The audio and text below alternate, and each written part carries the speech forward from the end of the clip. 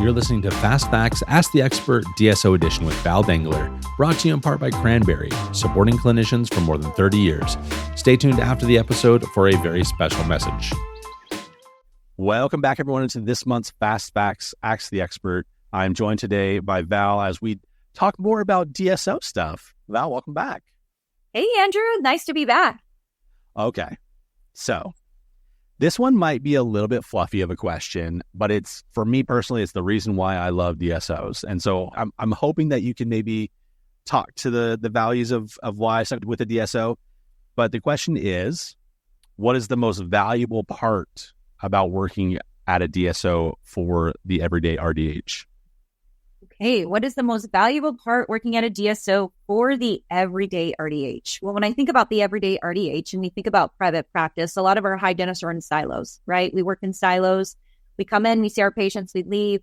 Truly, one of the benefits, I have to say, with being in a DSO is the sense of community. You've got a community, you've got professionals, you've got people surrounded around you that want to help you develop and grow.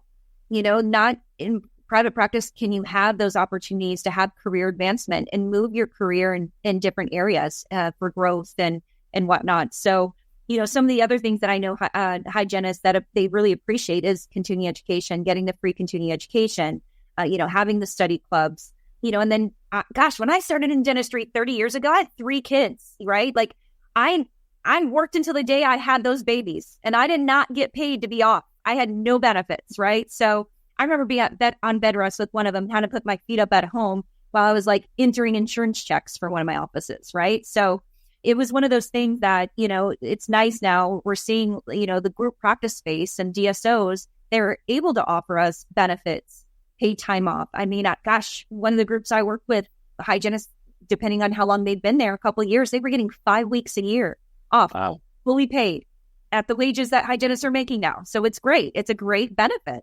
401k.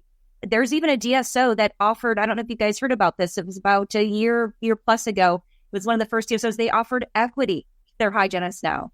So things like that just were not offered before is what I find have been the benefits of working for a DSO in terms of, things that hygienists wouldn't get in traditional practice.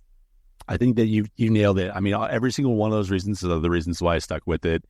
I am one that kind of gets a little bit bored too. And so that camaraderie, talking to my other hygienists about maybe cases or where should I go on vacation since I have 5 weeks or whatever. Like you're right. Like there's something that we miss out in other spaces in dentistry. But listeners, I want you to come back for future episodes because while this was maybe a little bit of a fluffy question, we're going to talk about some cons to working at a DSO as well in later episodes. So make sure you come back for that. Val, thanks very much for being here. How might people reach out to you? Sure, Andrew. I can be reached at valdentsolutions@gmail.com. Awesome. Thanks so much. Thank you, buddy. Thank you for listening to Fast Facts, Ask the Expert DSO edition, brought to you in part by our friends over at Cranberry. As a leader in infection control products, they have unwrapped a new glove with emphasis towards sustainability and reducing waste. While traditional nitrile gloves can take decades to biodegrade, their new BioNitrile glove will decompose 80% in just 1.5 years. Check out these and their full product line at cranberryusa.com or check out the show notes for the link. Thanks for listening and see you next week.